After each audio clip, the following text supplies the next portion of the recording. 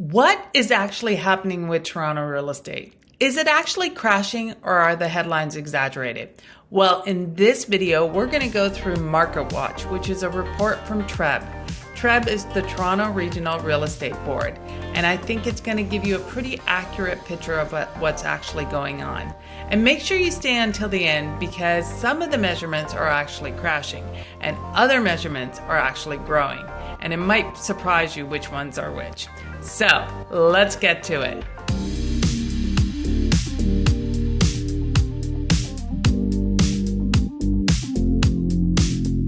Hi everybody, my name is Connie Sarvanandan and I'm a real estate agent and investor here in Toronto and the GTA. And I think we should just get right to the report.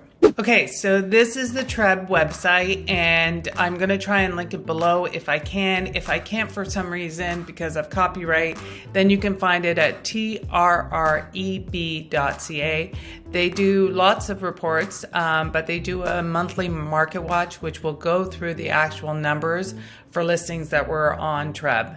And so we're going to go to the July market watch, and this is what it looks like. And it goes into detail, not just for, TRREB overall or specific areas, but it actually goes into specific areas within Toronto.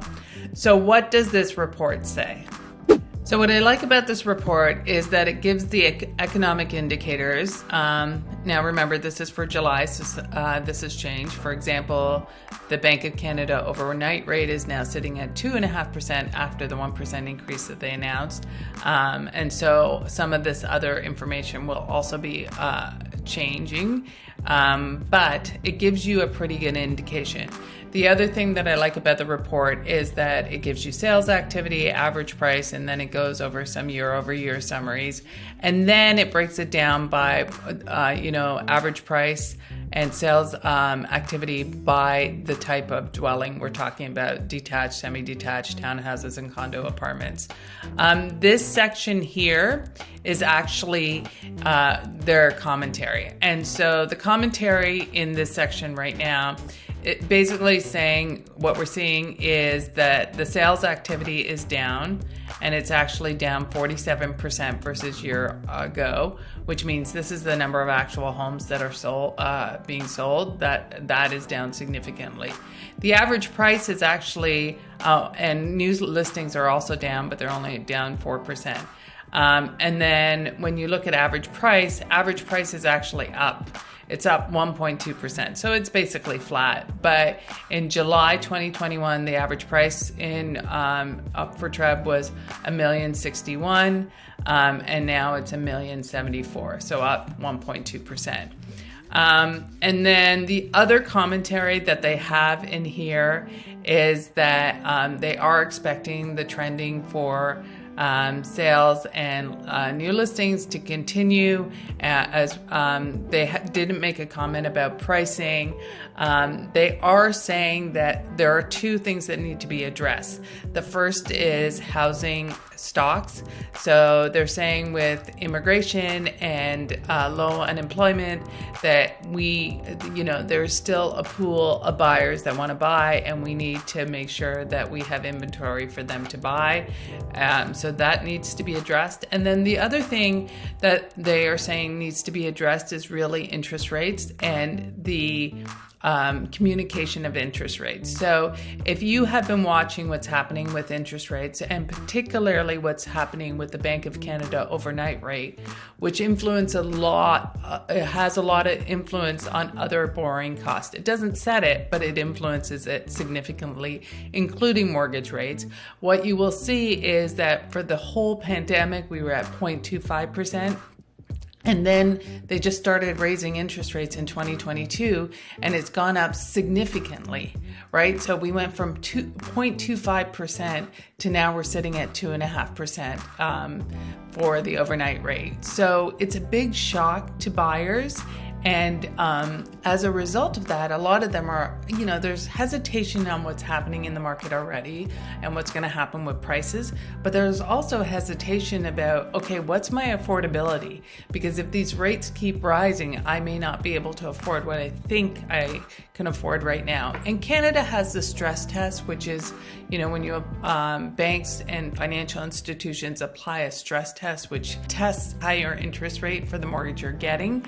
But the rate that these interest rates are increasing is so significant that buyers are still worried. So what TRREB is recommending the Canadian government do is that they tell people what they're planning on doing for the rest of the year so that people can plan for their potential mortgages accordingly, versus just waiting to hear what the next rate hike is. They would know what the next rate hike is so that they can plan accordingly, because right now everybody's a little bit hesitant. So that's the commentary there. And then if we look at average pricing, what's happening right now for detached, we're at 1,362,000. That's down 3.1% versus a year ago. Then you have semi-detached, which are sitting at 1,077,000, which is up 4.9%. Townhouses are sitting at 903,000, which is up 6.3%, and condos are sitting at 719,000, which is up 6.9% from a year ago. And this is not really surprising that the more expensive you go with the pricing, the bigger impact you have as far as the pricing coming down, because more people are actually going to the lower price points as the interest rates go up. So you're going to see more competition in these areas versus the more expensive homes, detached homes.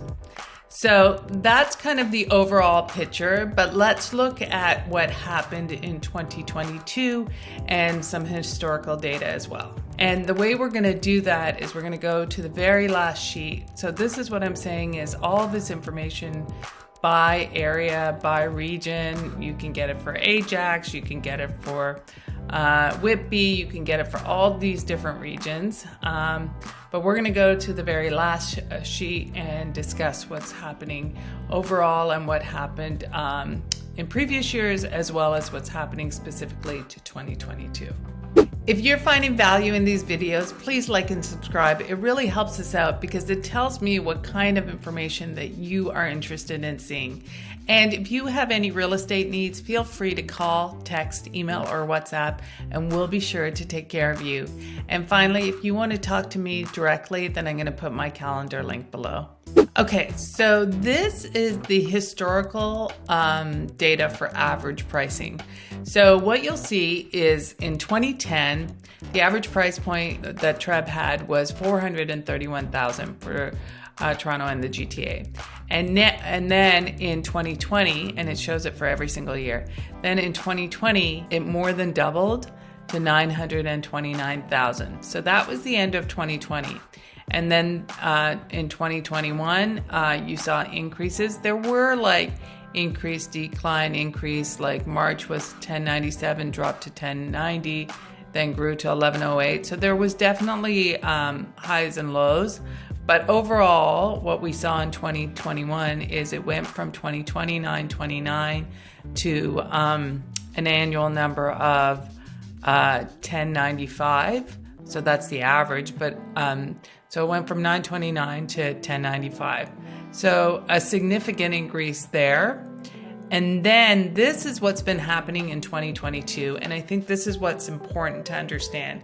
So yes, the volume of housing is definitely crashing, and we are definitely coming down in pricing from the peak in February. But right now, what we're sitting at is we're still 1.2% higher than the average price point in July 2021. So let's look at 2022 because it'll give you a really good indication. So remember, in December 2021, we ended off, the average price point was $1,057,000. And then in January, it jumped to 1.2,042,000. Then in February, which was the peak, it jumped all the way to 1,334,000. So 1,334,000 was the peak of the average pricing. And then from there, we've seen drops. So March dropped to 1,299,000. Then April dropped to 1,254,000. May dropped to 1,212,000. June dropped to 1,145,000. And July is now 1,074,000. So remember, July last year was sitting at 1,061,000, and July this year we're sitting at 1,074,000. So there is still growth versus a year ago.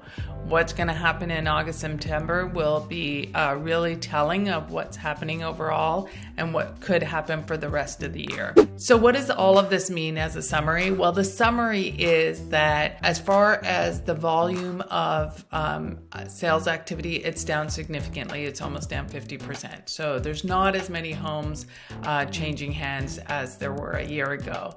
And then new listings are basically the same. They're up, they're down about 4%. But then pricing is year over year, it's still higher than it was in July 2021 by 1.2%. But every month since February, it's declined. So what does this mean if you are thinking about buying and selling, and what should you do? What's my advice? Here's what I'm telling my clients.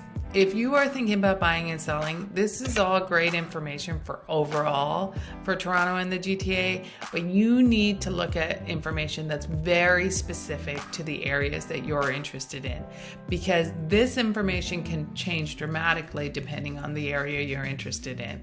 Some areas went significantly higher during the peak than others, and some areas haven't gone down in pricing, or some areas have gone down a lot more than what we are showing in pricing. So you really need the information that's very specific to the areas you're interested in and the types of dwelling you're interested in. Because I also showed you what happens in detached homes versus condos. So it might not be the same information. So that's the first thing. The second thing is that I would say is when you're looking at the data, make sure that you or your agent is providing you with data that goes back more than just 2022. Look at what's happened over the last 2 years. Look at what happened before COVID, just to see where the trends are, so that you, and again, where the trends are for your specific area.